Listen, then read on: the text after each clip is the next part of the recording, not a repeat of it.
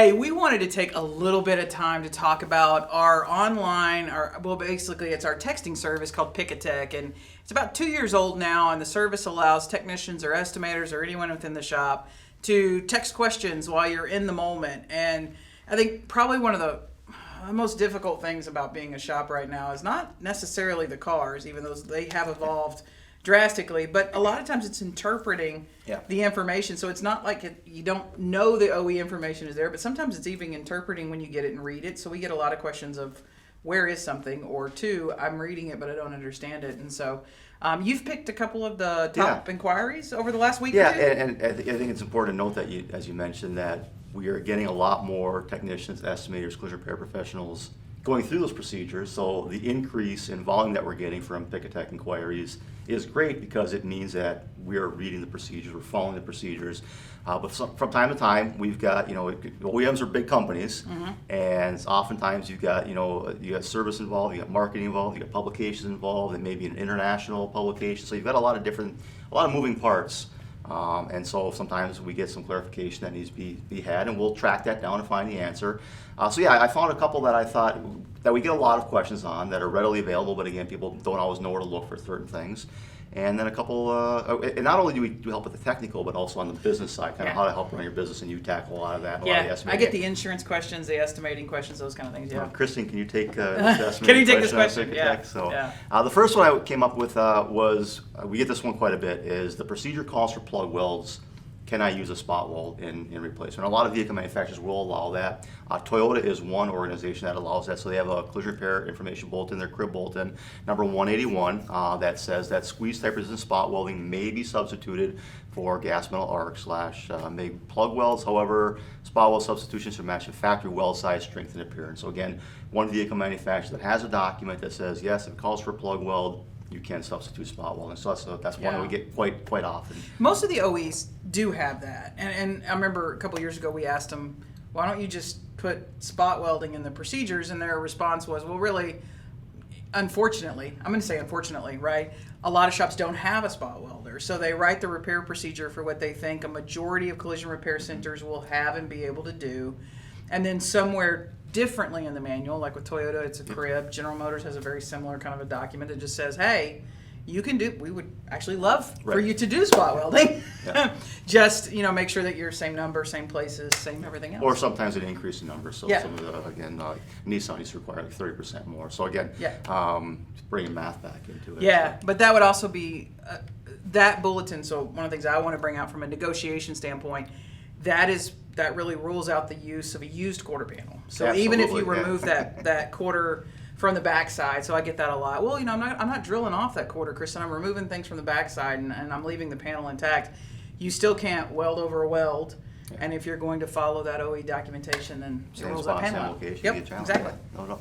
Another one we get, especially a lot of unisides, because a lot of vehicle manufacturers, thankfully, have some kind of ranges that they give to us, but we still get questions on that. So can I section it based on the damage? Stellantis is one organization, formerly Fiat Chrysler, formerly Daimler Chrysler, formerly Chrysler. So Stellantis has a publication. I pulled this one out of the Chrysler Pacifica manual, but it says service assemblies for body components may be disassembled if utilization of the subcomponents is more appropriate to the repair or reduce vehicle disruption. So we're creating a less invasive, less intrusive repair. We're not damaging OEM spot welds. We're not damaging OEM corrosion protection. So a lot of vehicle manufacturers will allow us to do those those sectioning procedures based on the damage location.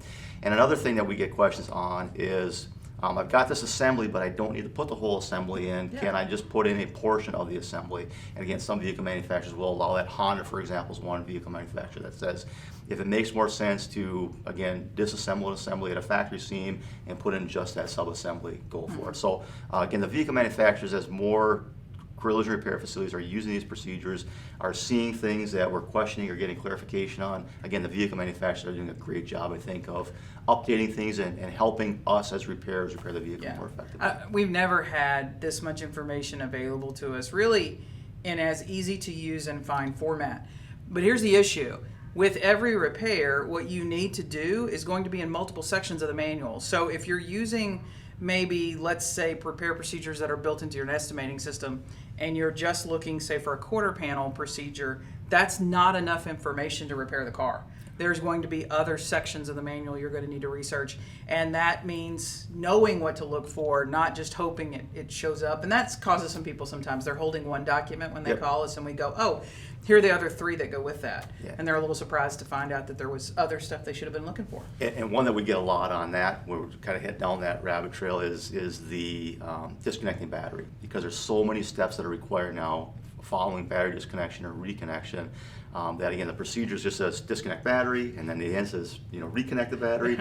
But there's 15 steps that need to take place after that reconnection, from calibrating lift gates and steering wheel position sensors and window automatic up down, moon roofs. There's just so many different things for vehicle manufacturers on that. So again, following those procedures and really following all the procedures, not just that one procedure. The art of research, and it really goes. I mean, I remember in college, even for the pre-law and some other things, the art of research is a craft. Like knowing how to go into a library and look for what you need and gather all your resources. And that's going to apply now to our estimators and our technicians, is that art of knowing what to research and how to research that. And we keep talking about, hey, every shop's going to end up having to have that one person that's their job, because they'll be able to master that craft. And all of us in the shop learning it, probably not feasible to even do. Yeah, I know you're a big Art of War fan. You should write Art of Research book. I should write the Art of Research. Yes, there you go. Oh, we're totally doing that. Right. I wonder if anybody will knock it off. Maybe. All right, sticking to the Stellantis theme. So yeah, I mentioned a lot of these vehicles are worldwide platforms these days. They're designed in different countries. They're shipped over here, and a lot of times the body repair manuals are also put together in those other countries. We had to inquire on a Jeep Renegade, and the technician that called and said, like, I'm looking through the procedure and it says I should apply weld-through primer, but I thought Stellantis doesn't like weld-through primer.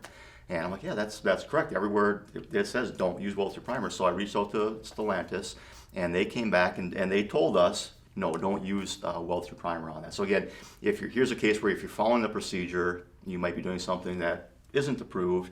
However, we got that clarification. Now moving forward, we now know that. And again, Stellantis, I think, will then take the necessary action to update that manual. Yeah. So it's a good feedback loop as well for the OEMs. Yeah, you can't take, I mean, when you're building vehicles on a global platform and then trying to put information out to all those countries, you're going to have mistakes. I mean, it's just, it just happens. And then fortunately for us, we get to find them and communicate that back. And the OEs are really responsive to that. But I think it's a good time to mention one of the other really cool things that you're doing with Pick-a-Tech is that when we have these, either the OE puts out a new procedure or a new bulletin or whatever, or we have a correction that needs to get made, you're sending blast messages out so every shop in the network is immediately aware of what one shop just found. So kind of power in numbers and support and all that. Yeah, and that's one thing I really love about the Pick-a-Tech is it's not reactive where I as a technician, I'm going to go research a procedure, I can't find it, and it's a one-on-one conversation between the technician and us. We now can tell every other technician in our network, hey, be aware of this bulletin, and now the next time that vehicle comes in their shop, they can Yeah, the connectivity is great, and I also like that it's right on their phone, it's in their hand. So I could send out email notifications, a lot of things, but let's face it, we all have hundreds of emails in our in-tray, and we don't open them all. Or if I open one, I may not pass it along to everybody else. But when you get that beep on your phone and pull it out in your pocket and go, oh, I got a new text message, and it says, Collision Hub sent you a new text message, it's there. Yeah. You have it. Yeah, I think it's an unreasonable expectation that a technician is going to take the time to go in their email and read an email blast that we send. But I know they're going to look at that text message when it comes through. Yeah, exactly. One day we got to do a class on you teaching people how to make folders on their phone so they can move those over into folders. You have to teach me first. Yeah, okay. We'll get to that. Google Drive. All right, so another one that we're getting a lot of lately is, hey, does this vehicle manufacturer allow for wire repair of an ADAS system? So we have a lot of OEs that have publication that says, no SRS wire repair, or here's the parameters for SRS wire repair, but there's not a lot of do not repair ADAS wire, or here's how to repair ADAS wire. So recently we got an inquiry on, actually it was a 2015 Acura TLX. So we reached out to Honda and we did some research on that. And what Honda has, they do have actually in their procedures information, it notes that if a connector and its terminals are not available or serviceable, wire harness replacement will be required. This means if there's damage to a wire or connector but replacement part or kits are not in the catalog, the part is not serviceable. So here you've got a vehicle manufacturer that says if there's no kit available, no wire repair available. So that's important information. I was still kind of, I'm going to be honest, I was a little blown away that there were people wanting to do wire repair to ADAS components, because to me it's a safety item. Absolutely, It's just critical as an airbag. And so when those questions started to roll in, I was a little taken aback. But manufacturers like Honda do a great job of making kits and pigtails, and they kind of anticipate what they think are going to be common wire problems, and they make stuff available. So if you can't order it, if it's not an OE part number, it gets a complete wire assembly. There you go. All right, and then the last one I want to talk about is, again, more on the business side, so something that you can kind of typically tackle. So we got an inquiry from our friend Dustin here, and this is a Hyundai Elantra. It was just kind of nicked. The vehicle was parked. It was unoccupied.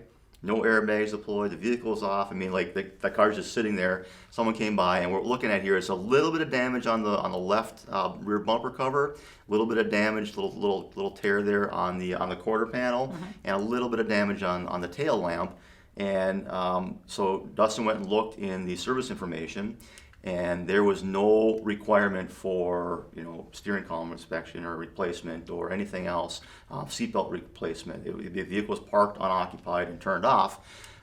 So what Dustin continued to do is he went into the owner's manual, and within the same owner's manual there are two different statements.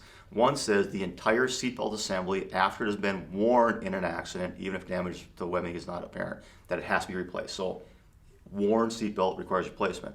However, in another part of the same owner's manual says the entire seatbelt assembly or assembly should be replaced if the vehicle's been involved in an accident. No mention of it being worn, no mention of the vehicle being, the vehicle being, driven or turned on or anything else. So we have contradictory information right in the owner's manual and the service information that says you don't have to replace the seatbelts unless the pretensions are deployed. So I said, Kristen, how do we help this one out? And you said, well, we need to sit down with the customer. Yeah, so in these cases, it's not uncommon that you're going to find these contradictions. And sometimes you'll even, when you reach out to the OEs, you'll get a little bit more clarity on it. But when I write an owner's manual and I'm talking to a customer, when I think accident, we think collision, like a massive collision. We want the customer to be aware of an accident. When they're writing owner's manual warnings and they're not thinking about the parking lot ding or the cart scratch or any of those things that, while they technically fall under the collision coverage of a policy, they're not really truly accidents. So in this case, we sat down with the shop and went back to the service information, and that service information is written by the engineers designing to repair the car, not talk to the consumer. And that, to me, is the best information that we're going to go for. But let's go sit down with the customer, because ultimately, at the end of the day, it's the customer's decision on what will or will not be done to the car. So in this case, the shop was instructed to sit the customer down, explain the differences in messaging that was coming from the manufacturer, explain their research and what their decision was, and then let the customer make the decision on how they wanted to proceed with the car. It's their car. And in this case, the customer was like, yeah, let's go back with the service information, and that makes sense to us, and we're going to move forward that way.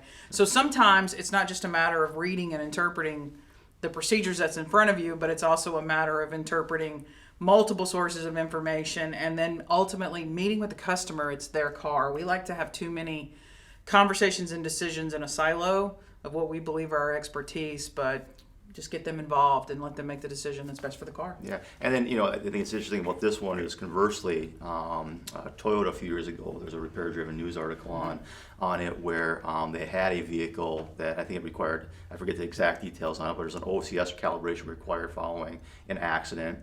And same question, well, the vehicle was parked, it was unoccupied, it was turned off, and they actually simulated, the vehicle getting shook and the change in the parameters on that. So, again, different vehicle manufacturers, different requirements, there's no blanket statement out there for doing everything the same and different way every systems, time. right? So a weight sensor and a seatbelt retractor too. That's one of the things that I think that the OEs are struggling with, and we haven't had a conversation with them about them, but is you have these repairs and inspections and all this stuff required after a collision, and it's interpreting along the lines of when did they really intend for that to start. Right. They didn't intend for this to trigger on a pothole and the violence of a pothole, right? They didn't intend for it to trigger on a small minor. And they're working to dial that in because they know that I don't want to say we're struggling with it, but sometimes they don't make sense. And some of these inspections add $2,000 and $3,000 to the repair bill. And that's tough on the customer. Yep. because a lot of times it's going to end up falling on their shoulders to pay on a policy. And it's a lot of dialogue. It's going to be continuing dialogue. There's going to be continuing changes, and it's going to be continuing research and updates from the OEs, I think. So Pick-A-Tech, it's a great service, a lot of great information. I enjoy it because I get to keep continually researching new vehicle technology, and I learn things every day just about that again that I would share with our Technician 20 group and the estimating group and the leadership group. So it's just it's an invaluable service. I tell people every time I get asked to do a presentation on Pick-A-Tech to some, sometimes it's OEs, sometimes it's shop groups, I always tell them, I have you and Larry, and you're connected to the OEs, and then Scott and Susan and Danielle and the team up at iCar help out a lot with this. We're team working. Yeah. Sometimes 5 people at a time on these questions, and I consider you guys the biggest, smartest brains in the industry, right? And y'all struggle and take time. Yeah. I feel for a tech who's on his own in the shop, trying to fix a car, trying to do the right thing, and he doesn't have a team like that readily available to him. And I love that the tech can just send that question to you, and it takes it off. The burden's off of him. Yeah. And y'all are on the clock at that point to get the response. And I can't imagine how hard and overwhelming it is for shops or techs that are trying to go it alone. And I know the questions that I get on insurance and claims and negotiation and estimating and all that stuff. We get into some pretty deep conversations, and a lot of times they're not pretty. They're like, well, what did you do? And so Pick-A-Tech is an amazing service, and Jason, I know it's super expensive. It is expensive. And that's a hard thing for a shop to take right now. What's it up to now? Is it $39 a month? Yeah, $39 a month per user. So it's not per shop, but it's $39 per phone that wants to register with us. Because we figured if we didn't do that, you'd have one phone in the shop that everybody.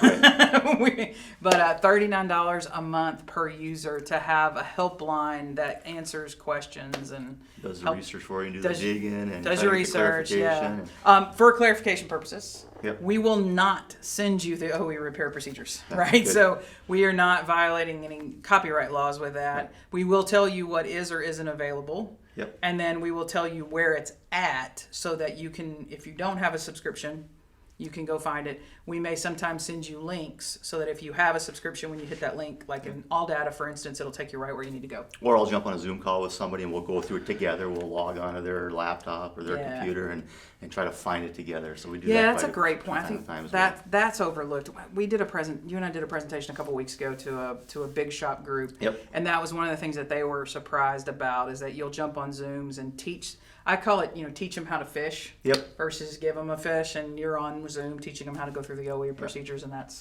valuable. Yeah, no, and I enjoy it. We should charge more. Remind me to. Awesome. Well, if you haven't checked out Pick-A-Tech, I strongly encourage you to do so. And if you want to just learn more information about Pick-A-Tech, you can always go to our website, and at the bottom of the website, there's a button that says book an appointment.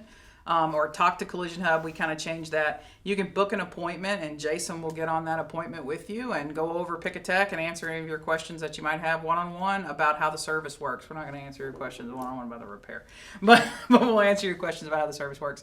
We'll see you next time on Repair University.